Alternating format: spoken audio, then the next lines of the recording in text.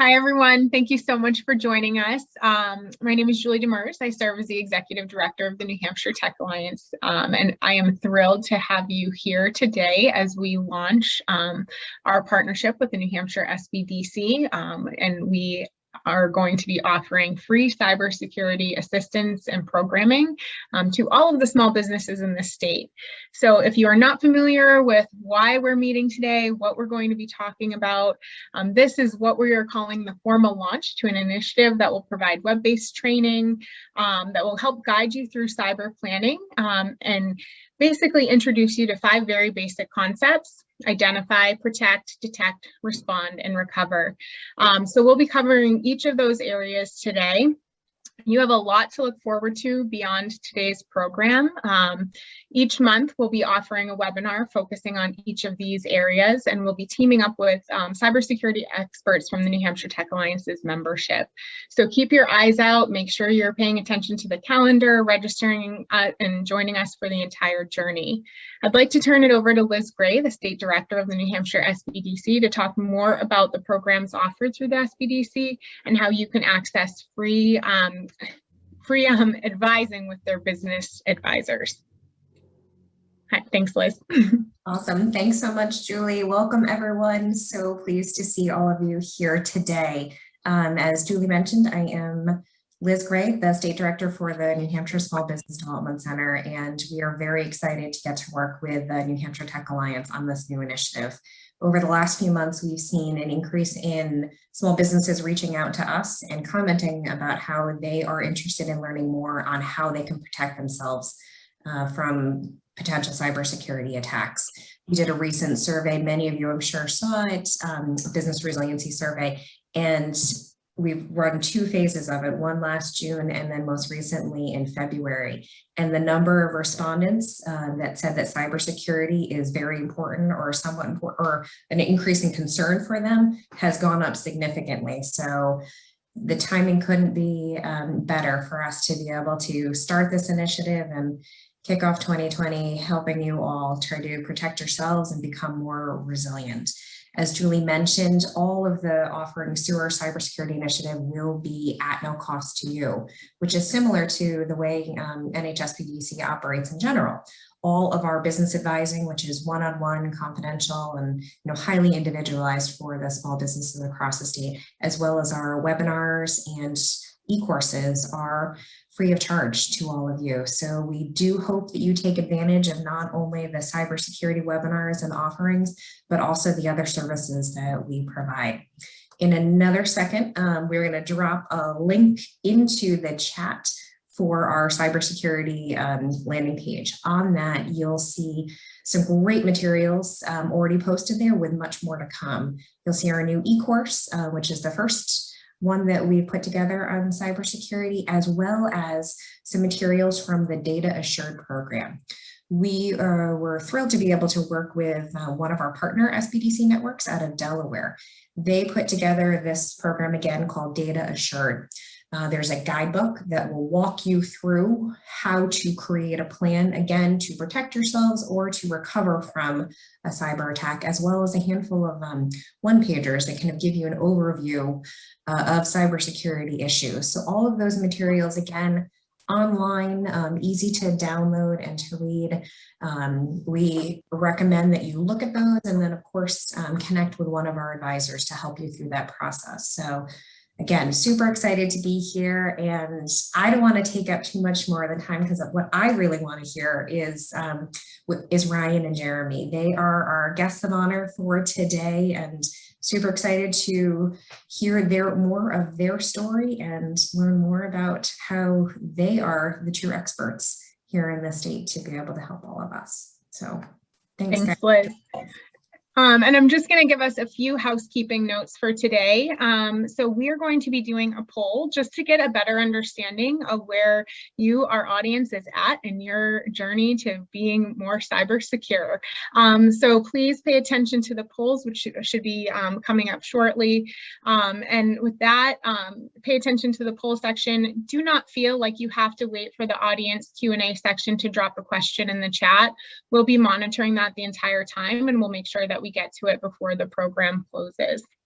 So thank you again, Liz. And with that, I am thrilled to introduce both Ryan Robinson, the Chief Service Officer at Mainstay Technologies, to give a brief introduction about himself, and then we'll kick it over to Jeremy, co-founder of Dyn and current co-founder of and CEO of Wi-Fi management and IoT security startup Minim. So Ryan, feel free to let us know more about you. All right, awesome. Well, thank you. It's really an honor to be here. Thanks, Julie. Thanks, Liz. Good to see you, Jeremy. And I got to see a list of the attendees and know a bunch of folks on this call. So hi to everybody that I know, and looking forward to connecting with those I don't know. So yeah, as Julie mentioned, my name is Ryan Robinson.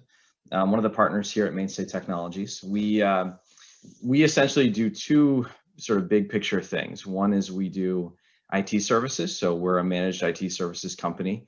We work with typically businesses somewhere between, say 10 employees to 200, 250.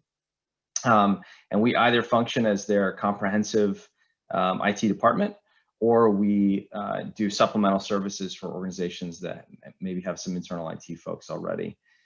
But then, what I think brings me to this panel today is that we have a wholly separate division of our company, an information security services division, where we work with organizations that have, say, higher level compliances. Maybe they're in the Department of Defense supply chain, or they're under HIPAA, or various kinds of higher level compliances, or they're just organizations that have a high level of risk concern. I want to mitigate the risk as much as possible because maybe they deal with sensitive data, or they've got a lot of money flowing through their organization.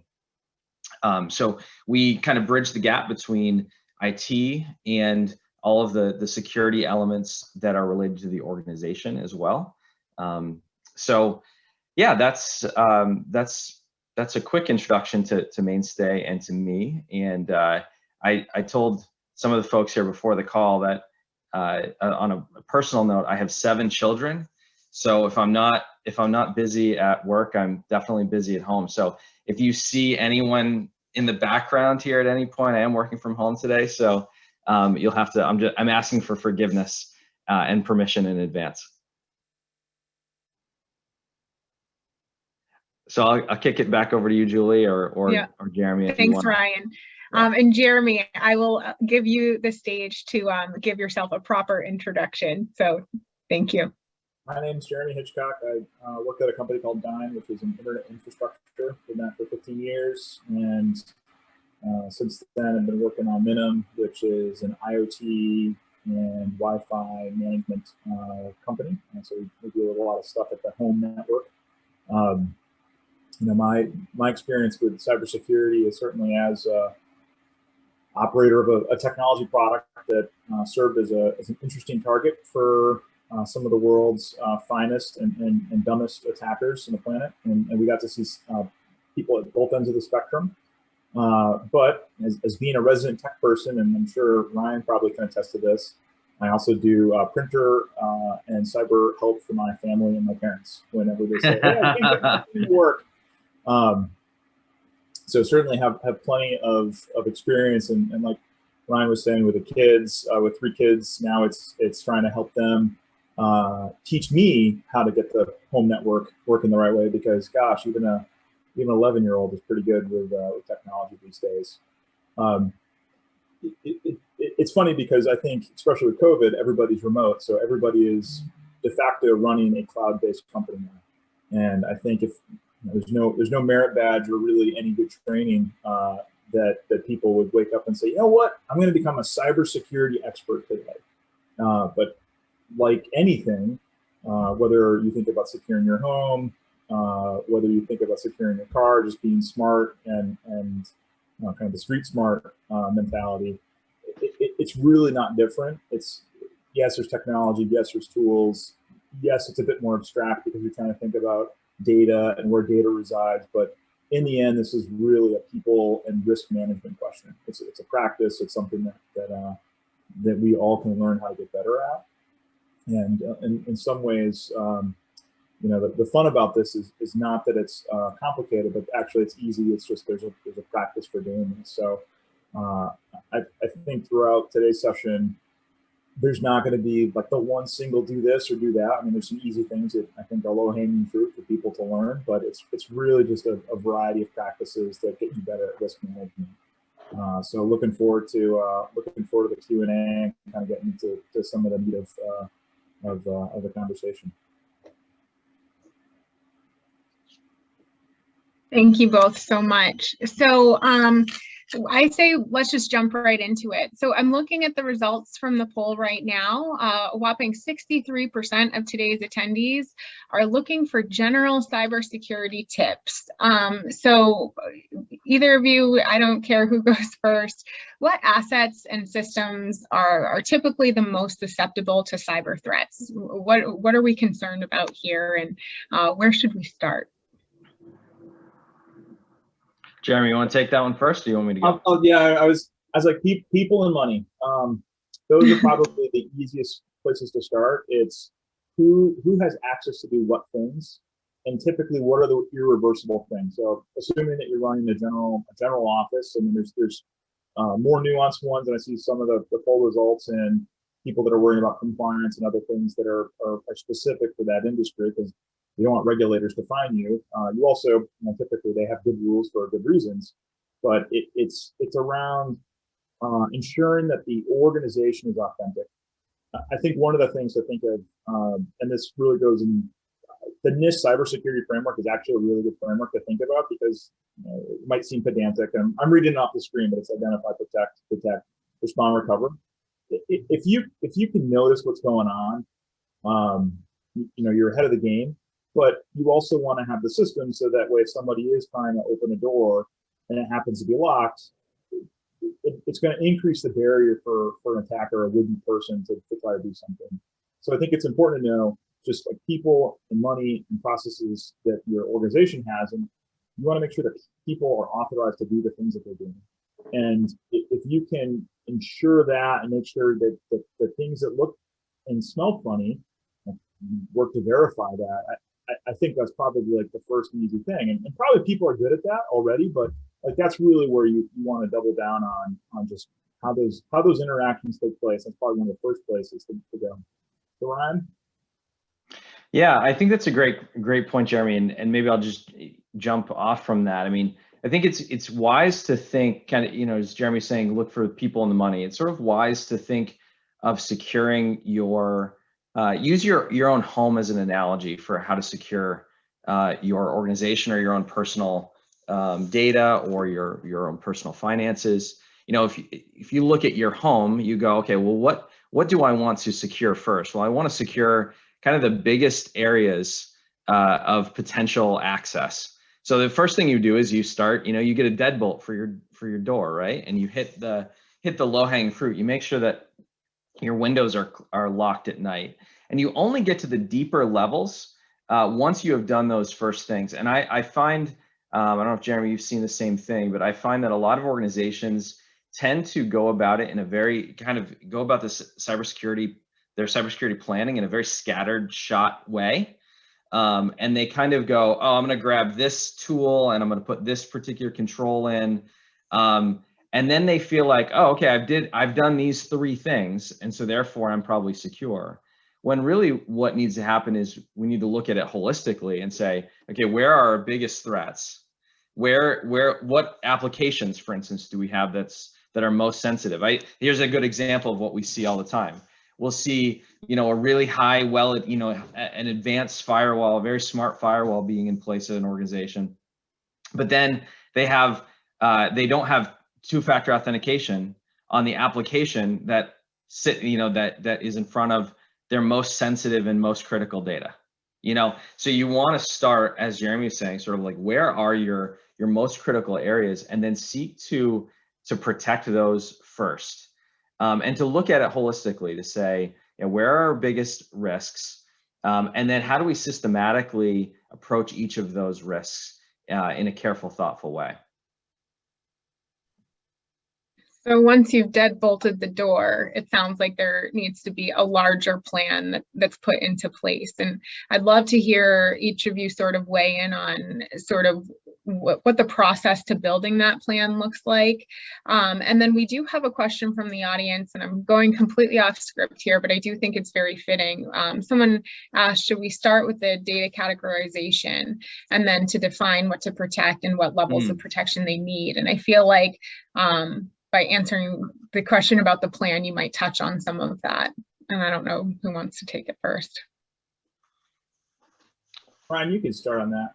Sure, yeah, I'd be happy to. So I'm a big fan of this term that I hope people on this call will find helpful. Every organization, and every person for that matter, should really develop what's called an information security program.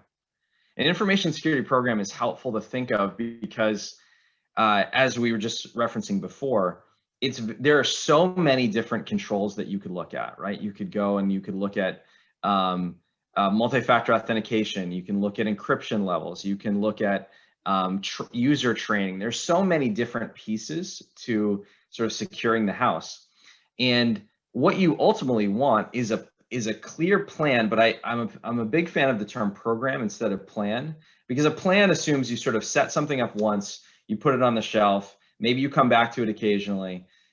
Whereas a program is a living, breathing, active, managed thing, right? So the industry is, moved away from the WISP language that you've probably all heard, written information security plan, to something called a MISP, or a managed information security program, because the industry sort of realized, yeah, so many organizations, so many individuals are treating security as this sort of one-time event. And so what an information security program ultimately is going to look like is going to be two categories. It's going to be your technical controls and then your organizational controls. And Jeremy referenced the Nist standard. So Nist stands for National Institute for Standards and Technology, and it's a part of the Department of Commerce. And there are a bunch of different Nist standards. Some of them are related to cybersecurity. Some are related to ways and measures. There's tons of different NIST standards, but there's a few key NIST standards related to cybersecurity. Some of you may have heard of them. One very famous one is called NIST 800-171. The numbers are not important, but the idea is that each of these standards essentially break down all of the potential controls that an organization needs in order to be secure. NIST 800-171 is 110 individual controls, and they're typically broke down into those two categories of both technical things and then organizational things. And so one of the things that I always want to communicate to folks, and hopefully this comes across loud and clear here, is that you cannot simply have IT take care of security for you. That is a very common misconception. Many business owners, CEOs, if someone were to ask them, is our organization secure? They would give you some variation on the theme of, well, let me go ask IT, or I think so because we have a great IT team or a great IT department. When in reality, that's only half the puzzle. You have to both have the right technical controls, but then you also have to have the right organizational controls, which are, the right user training, the right policies and procedures, the right ways for data to flow, the right data workflows in your organization. And so I'd really encourage people to think, if we're talking about a systematic approach to this, where you're not just doing it scattershot and you're looking at how to prioritize, you ultimately want to look at those two big picture categories and say, how does our organization measure up against those? And there's lots of great tools. You can use those NIST standards like Jeremy was saying, and then evaluate your organization against those NIST controls. There are other cybersecurity frameworks out there. There's something called the SANS 20 is another very famous one, a common one that people will use.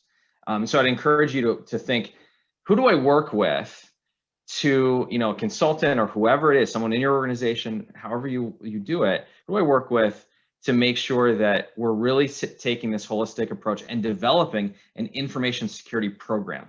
That should be like the key term, I think, that everyone takes away from this is, do we have an information security program? Maybe we've got a great IT guy or a great IT company, but that doesn't mean that we have a great information security program that's looking at both technical controls and organizational controls. I'm thinking, because I'm taking a look at some of the people that we have in the audience today, and I think I was in that camp and thinking, okay, IT would probably take care of all of this, right? But knowing sort of the size and scale of businesses in New Hampshire, knowing that most of them are small businesses and may not even have an IT department for the work that they're doing, can you sort of share some of your client experiences or pathways they took to becoming more secure without necessarily having maybe the resources to staff an IT department and sort of, or the time to go through all of those standards to make sure that they're doing things appropriately? Yeah, I mean, Jeremy, why don't you take first stab at this one? Yeah, I'll answer that because I think, again, everyone is thinking, hey, this is a really complicated thing. There's even when you get in the word cybersecurity, it's like a big, long, multi-syllabic word. And like, what do you do? And I think Ryan was touching on a lot of the points where there's the people element, it's the people compliance. What are your business practices? And then there's a bunch of technical controls. So it's like, figure your people stuff out first. And I think that that's the biggest thing. Who can authorize different things inside an organization? And then you're, just like you're thinking about with financial controls or your an audit function. A lot of you are, I think, looking in whether you're in universities, whether you're manufacturing, whether you're doing just general business. You already are thinking about, well, how do I make sure that I don't have an employee who goes off and spends a bunch of money? How do I make sure that money just doesn't disappear? And there's a lot of ways that you can do that. There's a lot of ways that you can think of how to find issues with that taking place. So I think simplicity is one of the first things. Having less complicated tools, having simple things that you can understand. Like if you don't understand you don't understand how a lock works, you don't know whether it's in the lock or unlocked position. Deadbolts are really easy. You turn it one way, it's unlocked. Turn it the other way, it's locked. If the door's in the frame, it's probably secured. And I think the same is true for technical tools. And then after, I think that the important thing is, hey, take a look at some of these standards. Like what are people doing? They're making sure that you don't have users that are. There's a whole bunch of technical things you can do by looking at some of the Nist standards, and not all of them are going to apply, but you're going to find the ones that are most relevant for your business. And you can do this in an hour. You can put together and say, what are the things that can go wrong? And one of the reasons why I always like to look at money is most bad actors who are trying to either launch or perpetrating cyber threats, they're not doing it because it's fun. I mean, there are some of them. And as you increase in kind of reputation or stature, you become more of a target just for the thrill of attacking something. But like these guys are lazy. They're doing it for money. That's plain and simple. So if you can shut down the financial motive, whether you're being thoughtful on what type of controls that you have over your finances, or whether you're just noticing things, you can really shut these things down, because usually the ones that you read about in the news are bad stuff that was taking place that just months languished. People were doing bad stuff all day long, and then just they either launch other attacks on top of that, or they take more advantage of the company. So simplicity is really key. Understand what's actually going. And then just the continued risk management. After you get the deadbolt, then you think about the windows. After you get the windows, then think about how do you monitor stuff. But it's not trying to make this as accessible as possible, I think, is the challenge, because again, we're talking about cybersecurity, and it's just use simple tools. Yeah, I agree. It's cool. I was looking at the comments, and we have some high quality folks here. Tim Golden, a good friend. Hey, Tim. To see you. And Tim referenced Nist 800-53, which for those of you nerds like me out there, that's even a higher level standard than Nist 800-171. That's often used by organizations that are higher up in the DoD supply chain and the like. And Jeff Stutzman actually worked, looks like, to help write a bunch of the Nist 800-171 standards. So I don't know what the heck I'm doing here talking. I think we should honestly, Jeff, you should be on here. We should bring Jeff on here. But just as a jumping point from Jeremy's comments, I think I guess I'd answer in a couple ways your question, Julie, about kind of where to get started. I think that there's a do-it-yourself way, right? That's way one, and then there's a partner way. I think the key is to go back to that term program and to recognize that this is something that whether you're doing it yourself or whether you bring in as a partner, you need to be thinking about cybersecurity as not a one-time event. That getting secure is not a one-time event. So it's not about bringing in a company and saying, okay, make us secure. That's not gonna happen, because the day after they make you secure, the hackers are gonna invent new tools and develop new ways to get in that overcome those, right? So we're always trying to stay one step ahead of the criminals. And if you're in a do-it-yourself situation, it's the same thing. And I saw the survey results. It looks like a good chunk of the folks here on this call are with organizations that are 1 to 5 people. And so a lot of you are probably going to be pretty attracted to the do-it-yourself manner. So I'd say for those of you who are not, and actually the majority are not 1 to 5, because I think if you add them all up, the over 1 to 5 categories are in the majority. For those of you who might feel like, okay, we could actually bring in a partner to do this, I'd encourage you to do that. And I realize that may seem self-serving because this is the work that Mainstay does. But even if you and I were just sitting across at a bar having a drink, I would say the same thing, because ultimately the only way to manage this effectively as you develop as an organization is to have eyes on it that really know these nuances and know the details. A lot of times people come to these seminars and they get kind of overwhelmed because there are so many different controls, so many pieces of it, and it's all developing. So even if hypothetically you could spend a couple years, diving in and knowing all that there was to know right now, by that time there would be a whole, series of new information. So it really is critical, I think, to work with a partner, especially as your organization scales up and develops and grows and you have more money at stake and more data at stake. And so you want to look for not just, again, I go back to this, don't want to just look for an IT partner to help with this. This is really a holistic vision. And as an IT guy myself, I can say that most IT people, this is not their area of expertise. It seems like it is on the surface because there are a lot of technical controls. But once you get into the organizational side, most IT professionals, even if they're seasoned, they may know really well how to configure a great firewall. They may know some other technical controls, but that doesn't mean that they're going to be adept at writing policies and procedures and implementing role-based access and principal of least privilege and all of these organizational elements for your organization. But if, let's say, so if you're in that category, I think you want to select a partner that's going to be able to help you develop that program that we were talking about before. If you're in the do-it-yourself category, I think Jeremy's advice is fantastic, which is, treat it like, almost imagine that you're going about it like an insurance adjuster. If you're in insurance, what you want to do is you say, where are areas of highest level of risk? And you recognize that there's something called a risk curve. And this idea of a risk curve, I think, can be helpful in not only knowing what to attack first, but also giving you some confidence that your do-it-yourself activity is actually worthwhile. So think of it like this. You've got a risk curve where at the top end of the risk, it's the cheapest and easiest to mitigate that risk down the curve. And as you go down the curve and you get less and less risk, it becomes more and more expensive to mitigate the risk. So let me give you an example going back to the deadbolt idea. If you put deadbolts on your house doors, that's super cheap. What are they going to cost you, $10? And yet the risk mitigation of that is substantial. It gets you really far down the risk curve. Once you get further down and you start to go, okay, I'm going to put iron bars on my windows. Those are really expensive. And then you go, okay, I'm going to get down to the deepest ends and I'm going to have armed guards outside my front door. Now, what's funny about that is it's super expensive to have armed guards, and it actually only mitigates a small amount of risk. Isn't that interesting, right?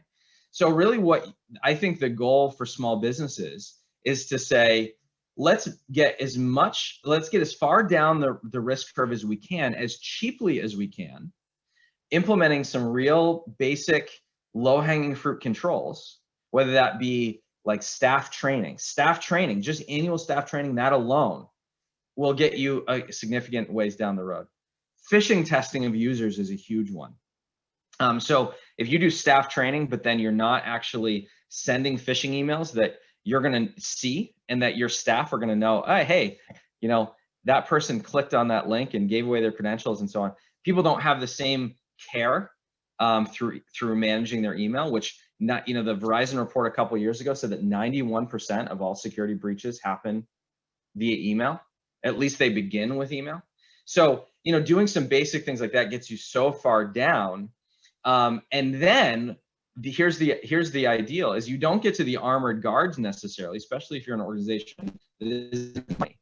What you do instead is you insure the difference. So that's when you work with an insurance provider to say, okay, we've mitigated here. Now we have this much risk left, but we don't want to just leave that risk alone, nor do we want to go and hire armed guards and spend crazy amounts of money. Now we're going to working with a really great insurance provider to get excellent cybersecurity insurance, both cyber crime and cyber liability, and both of those are important. I'm happy to talk about the differences between those two if it's helpful. But that's where, as a small business, I think you can get sort of the full scope of the risk curve very inexpensively. That's really great feedback. And I think you made a really good point, and I think it's becoming very clear that having a cybersecurity program in place is not just a nice to have, it's really a need to have. And I think understanding that a lot of those threats come through staff is something that should really be of interest to the people on the call today. So I'm wondering, and I think fear drives a lot of action in some cases. So not that I want to get really negative or talk about really horrible things, but I would love it if either of you could share some experiences that really underscores the importance of this, so that if we have employers here, they can at least start the conversation with their employees and sort of heighten their sense of alert at the very least. And Ryan, I don't know if you have specific stories from your clients. I know Jeremy has a pretty good story that he can share. So I'll let either of you take it away. I'm definitely gonna let Jeremy start on this one. Well, I mean, the most obvious is, I mean, I'm gonna keep going back to the people and money. It's the things that you can't typically reverse are times in which money gets sent. And so there's a lot of times where employees, and Ryan was talking about this, it comes over email that somebody gets a request and like, hey, CEO or so-and-so says, like, I need to send money to you, or that you need to send me money. And typically that's the beginning of how this stuff happens, is just something that's super benign, but it looks different, it smells different. And the rehearsing and being upfront with your staff and with your employees, I've been part of two organizations, one that I was running where somebody almost did this, very close. And there was another one where somebody did wire out 40 grand, and you know, after a wire leaves, it's really hard to get it back. It turned out that money was recovered in that case, but it's still, you look at the controls that are in place, and you start to ask the questions and you say, how can we do better? And those are typically irreversible mistakes. So those are the ones that I think are kind of, again, in that, how do you de-risk what your activities are in getting something that's much easier? You know, the obvious one, and this, again, looking at the Nist standard, you know, people will think of the more complicated events. You know, we ran a very important internet infrastructure product for a lot of the internet, and you know, somebody decided they want to take it down. And the motive was really important. It wasn't for money. It was because of a personal vendetta, which I hope they turn into a movie. I'll put the link in Zoom about the story behind it. It's basically a bunch of Minecraft hackers that were trying to have the most popular Minecraft server, and so they would use a denial of service attack to force people to off their rival onto the one that they were running. And you know, this obviously turned into a pretty big thing. And this is the Mirai botnet that took place in the end of 2016. Big news. You know, we had a lot of systems in place to be able to detect what was going on, and the business had rehearsed a lot of the activities of what we would do in response to that. So we thought about how we would communicate with our customers, how would we deal with compliance and regulators. And I can tell you that we had a lot of interest from law enforcement and other groups asking, like, what is this? This must be a state sanctioned attack. And you know, it turned out it wasn't, but there was concern about that. And that was something that you know, we had familiarity with on both flavors. So it's from the very most advanced type of attacks to the very little such attacks. I think one case that we have not talked about is ransomware. And ransomware, I think, is another one that's starting to show up. And years ago, people would say, hey, back up your data, back up your data. Oh, my data's on the cloud. I don't have to worry about it. Well, you do want to think about a different way to have data or business continuity in the event that someone takes control of those things. And so if you put all of your data in one place or in one cloud provider, what do you do to get portability if that asset is taken advantage of and you can't control it anymore? And again, like looking at how do you reduce the risk of that happening? You stay diligent. You detect when people are doing unauthorized logins. There's unauthorized backups. There's unauthorized and things that look and smell fishy. Because at least in the case of the city of Baltimore, it was a problem that festered for weeks and weeks and months, and then finally somebody said, "Hey, send me a bunch of Bitcoin, or I'm going to shut the city down." And guess what happened? They shut the city down. And then when you're dealing with that problem of, do I negotiate with somebody who's holding me ransom like that?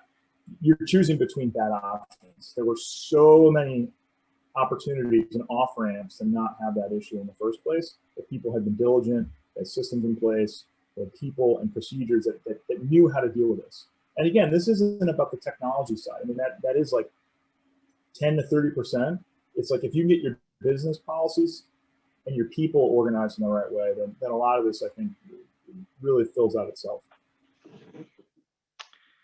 Yeah, I agree. And, Julie, your question is a good one in terms of sort of like, what is it that makes it so people are, there's a level to where we all have to feel the pain of this and sense that pain could come, right? If sort of like you put your hand on the stove and you don't feel any pain, then you're not going to be motivated to remove your hand. And so I think it's a good question. And it's encouraging that there are so many folks here today in this webinar, because it shows that there is a growing awareness. I think one of the misconceptions, especially amongst small businesses, which are represented here on this call, is that they're not a target. I hear this a lot, where people kind of go, well, you know what, I'm just some small company in New Hampshire, like, we have 5 people, like why am I a target? And it's good for people to realize that targeting doesn't happen typically in an individual manner. There are some situations in which it does. Those are typically large organizations or organizations that represent a lot more money or data. But most of the time, these hackers are organizations. They're not hackers. It's easy to think of, we all have this conception of the hacker as like the guy in the hoodie, the black hoodie. Like every time you see a hacker, that's the picture. But usually the real serious hacking that's done is done by organizations that are run essentially like companies. I mean, they have whole customer service departments. I'm not exaggerating that. Jeremy was talking about ransomware. We've heard stories about how where an organization would get a piece of ransomware, they'd get a threat like you need to pay X amount of Bitcoin or whatever in order to get your data back or what have you. And they would reach out to the hackers and they would say, our experience working with the hackers' customer service representatives was like the best I've ever experienced. Like I've worked with, I've had to deal with banks and other financial institutions, and their customer service was amazing. They always got back to me on time, great communication. It was like, these are well-run organizations oftentimes. And when they're making their attacks, they're not just going, okay, I'm going to aim after X company. They're saying, I'm going to hit all the IP addresses that look like this, right? They're going to hit whole industry swaths, or they're taking lists that were dropped on the dark web and that you may be in because maybe you had an account that had a password and username that was sitting on a database somewhere. And now that list is on the dark web, and now they're just leveraging that list.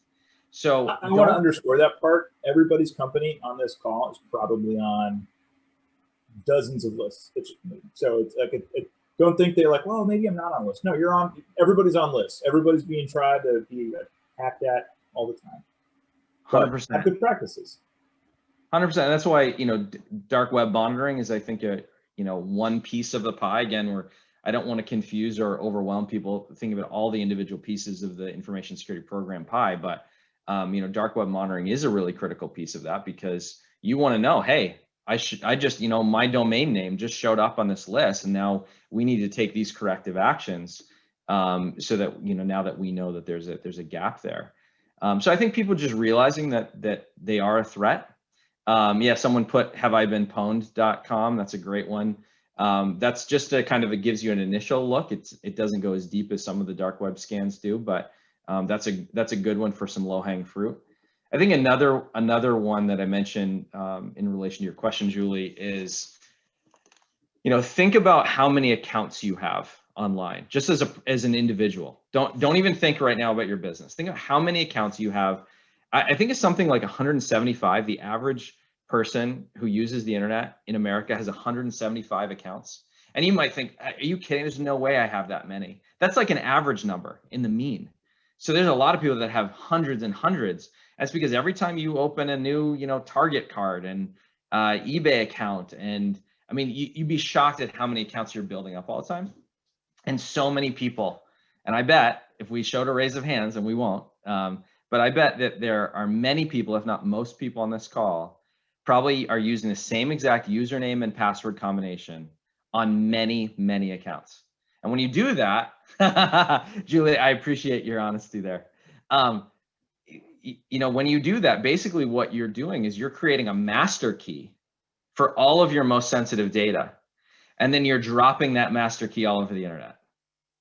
And so, by way of scaring people a little bit, usually once people kind of get a sense of, oh yeah, I am doing that, you realize just how much risk that you're sitting under, because maybe you use that same account on your domain account for your at your company, or maybe use that for your investment account or your financial institutions and so on. So yeah, there's a lot we could talk about to scare people, but the good news, I think the flip side of that is that, going back to that risk curve idea, is that you can mitigate so much risk, relatively easily with a lot of intentionality and some dedicated focus on it. Hmm. So we just had a really good question in the chat, and I do want to just sort of ping the audience to feel free to continue to drop those questions that you have.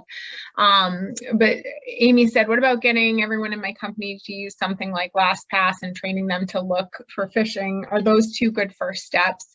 If they are, could you share with us some other first steps, something that everyone who's watching could do starting tomorrow to start to protect themselves? And I'm going to underscore and repeat myself. Please feel free, audience members, to drop your questions here. We have plenty of time to sort of toss them around. I was going to ask to start what can we do to be safer starting tomorrow towards the end of the program. So we're going to need some filler here. So please don't keep those questions to yourself and keep them coming. But yeah, if you could answer Amy's questions about LastPass and phishing training, that would be great. And then what should I do or add to my to-do list aside from changing my usernames and passwords? Because I quite literally wrote that down. Jeremy, you want to go first? Yeah, it's next time you have all the employees hanging around your company, like have a 10-minute conversation about like, hey, this is something as an organization we're starting to think about. And just like we're having a casual conversation that sometimes has technical content, everybody has something to contribute about how we can conduct ourselves in a safer and more secure way online. And I think if you get people talking about it, password managers are great. I think that the state of the art for people saying, hey, you should not write down passwords to actually password managers kind of makes sense, because you're sitting around with 175 passwords. But that is something that I think the security community has quite a bit changed on what their perspective is. It's hard to manage them all. And if you have unique usernames and passwords for sites, it makes it harder, because it basically you're compartmentalizing the damage if there is an exploit. And it goes into the adage of, put all your eggs in one basket and guard that one basket. And so they're trade-offs, but that's certainly one strategy. But I think you'll be surprised if you have a dialogue with everybody in the company. You spend 10-15 minutes and you say, hey, let's write a couple of these ideas down, try to get like 2 or 3 done, or 3 or 5 of them done, and then go back and revisit that. And you're just going to get better and better at that. That's the risk management practice that is around information and cybersecurity. And you'll find that if you keep doing that for a year, you revisit that once a month, every couple months, every few weeks, like whatever time interval, you'll find you'll cover a lot of ground, because a lot of this is just building a culture around understanding risks and understanding information security risks, so that way your organization is a better place. And it's really not hard. You work with somebody, don't work with somebody, but just like spend time on investing on it. It's not something where you can just magically say, hey, I want to be secure, I'm going to buy a product. That's the wrong way. It's a people process that's going to, and a methodology that's going to get you there. Yeah, fully agreed. And Amy, your questions are good ones. I think, first of all, regarding LastPass, for those of you who are not familiar with, that's one of the many password managers that are out there. And what a password manager is, for those of you who are not familiar with this, is basically like a vault that you store all of your usernames and passwords in. And there are some, like LastPass, that are online vaults, so that you can connect to them as long as you're connected to the internet. And there are others, like there's one called KeePass, KeePass, which is also a very good password manager, but it's a local password manager, meaning you don't have to be connected to the internet, and which makes it in some ways a little bit safer. Now, the trade-off is that KeePass is less user-friendly than LastPass is. So if your organization is a little lower on the technological sophistication level, I would recommend LastPass over something like KeePass. But ultimately, yes, getting one of those vaults is a critical first step, because passwords are the keys to everything, right? Like, your passwords are the keys to the kingdom. And if you have that same username password combination, or even if you have 4 or 5 scattered around, you have done, like Jeremy said, put all your eggs in one basket, and you've not sort of diversified your risk, you could say. And I'd also just add to that two-factor authentication is much better known now than it ever was before, but it's not just like a technical control that adds a +1. It's like a technical control that adds like a +1,000,000, because ultimately what two-factor authentication means is that in order for someone to break into your account, they not only have to have had something, that first factor that can be guessed or brute forced, but they also have to have something that you physically have, or something that you physically are, because they have to now have your cell phone as well. And so if some guy in Indonesia is trying to hack into your account, like, he's not going to jump on a plane, find you, steal your phone, and then be able to get in, right? So two-factor authentication is a really key part of it. And I would argue that, one of your first steps should be look at your most sensitive accounts, whether that be like an ERP system that you have internally, or your business financial accounts, whatever has the most sensitivity in your organization, and just get two-factor authentication on those accounts. And if you're working with a bank, let's say you're working with a small village bank or what have you, that doesn't give you that option, either for personal accounts or business accounts, I hate to say it, but leave that bank. Go to a different bank, because that usually is not indicative of a good security posture on the part of that financial institution, which can also put you at risk. So I think, LastPass, those password managers, two-factor authentication are really 2 critical steps. And then, bigger picture than that, I guess in a pithy, 1-sentence way, I'd say, make it someone's job to manage this program, right? Like, whether that's someone internal or someone external, if you're ever going to do anything well in your organization, there's got to be ownership, right? There's got to be clear accountability, and it's got to be actually someone's job and they're thinking about it, they're learning about it. So if you have someone in your organization that has an interest in this, or maybe it's you, maybe that's why you're here, is because you're the person in your organization that has an interest on it. And maybe you need to go to your boss and say, hey, I have got some real passion around this. Went to the seminar, realized that we need to have a good information security program here at our company. I'm happy to be a coordinator for that and lead the charge.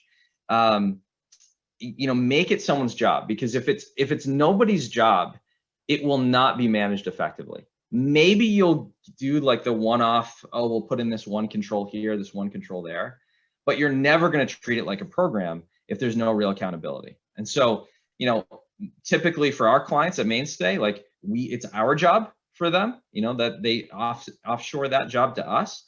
But if you're not going to do that, make it someone's job internally, because if you think that it's going to just happen because, you know, you have these spurts of motivation where you come into a seminar and you're like, yeah, I'm going to get LastPass. And then all of a sudden you realize 3 weeks down the road, oh shoot, I never talked to the other staff members about it, or I talked to these 3 people and didn't talk to the rest. And now you've got holes within your holes, right? Like you've got, you know, you're not really handling it in a holistic, systematic manner. So yeah, I would say that's the first thing I would recommend to do is, it's not actually even putting LastPass in. It's not figuring out, you know, what you need to do for multi-factor authentication. Your first job is, whose job is this to manage? And then make sure that that's actually a part of their accountability. So if they have annual reviews, this should be a percentage of their job that they're getting reviewed on, is how well are we doing on our information security program? What progress have we made? Have we talked to other consultants about it? Have we implemented additional controls? Have we, you know, made changes to our policies and procedures, and make it someone's job? That's great advice. And I see that, Jeremy, you sort of addressed one of the questions about specific question around passwords in the chat. But what I'm getting the sense is that information is constantly changing here. And this is sort of underscoring the importance of having a partner that can guide you and say, yes, you still want to be frequently changing your passwords. Here are the best tools and things that you should manage. And this is the part where I do a very shameless plug. The business advisors at Spdc are a free resource. So if you are not sure where to start, what partners to sort of look for, aside from the 2 experts that we have right on this call, please feel free to reach out to them.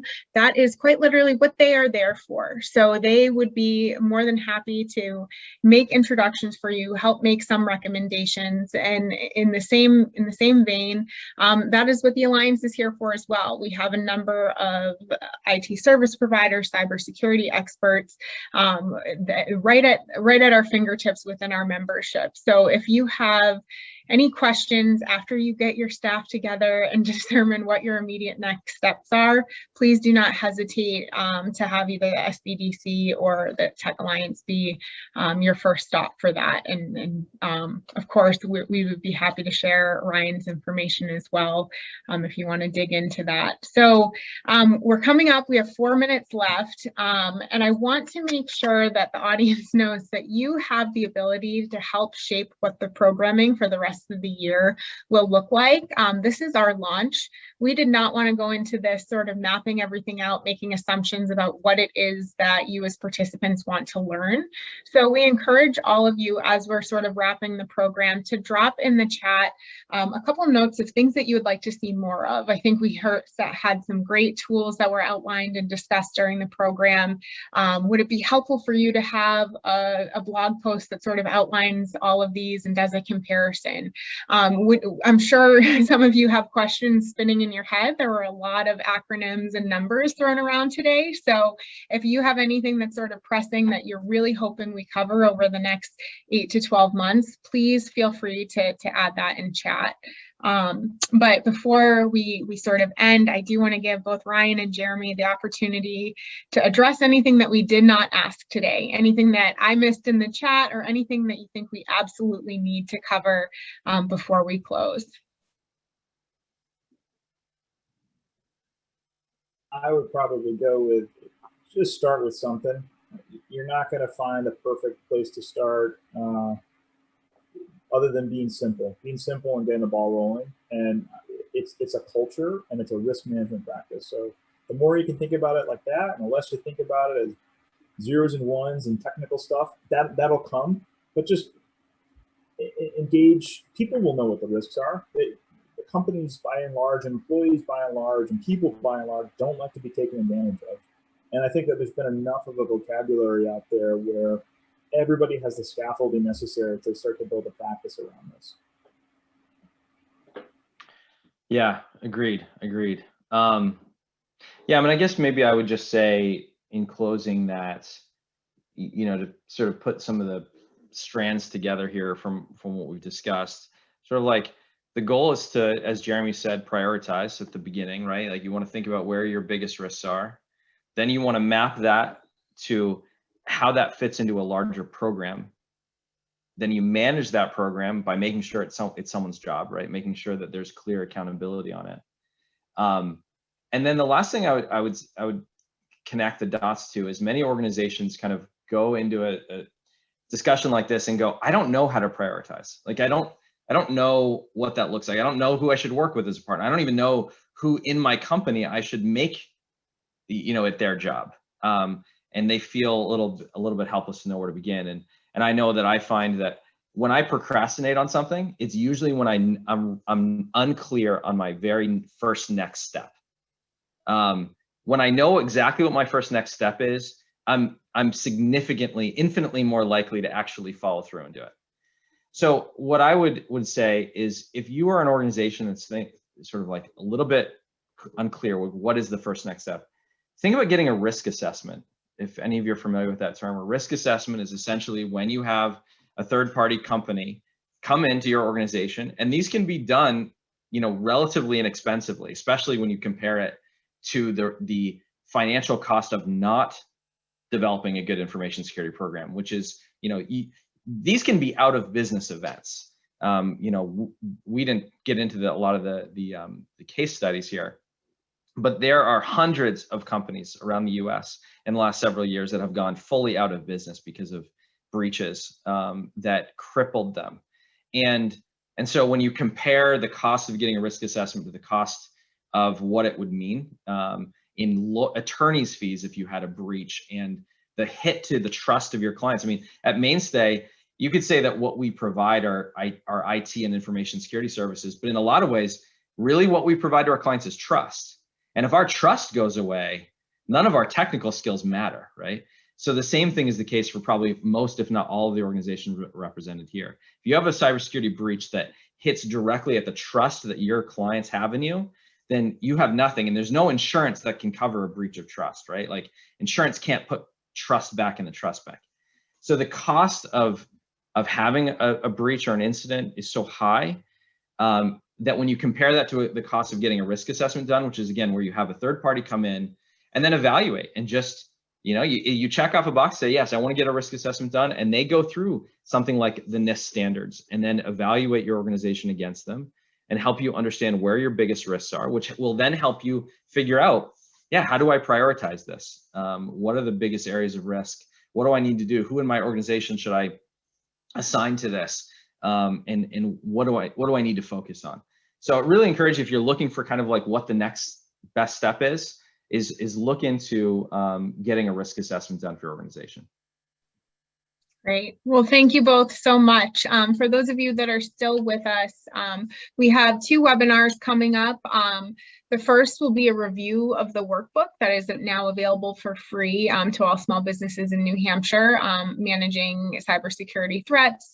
It will be with the lead of the Delaware Spdc, who will walk us through the workbook and how to use it throughout this time. And then you will see Ryan on stage again on May 17th as he covers sort of the first area of the 5 that we discussed, identifying risk and cybersecurity threats. So thank you all so much. Please remember to add any additional questions into the chat, anything that you would like us to cover, and be sure to check out the cybersecurity landing page for this initiative on New Hampshire SBDC's website. Thank you all so much. And Ryan and Jeremy, I cannot thank you enough. This was really, really fun, really eye-opening, a little concerning, but in a very good way. And I hope that everyone in the audience takes that first next step. Awesome. Thank you. Thanks, everybody. Thanks.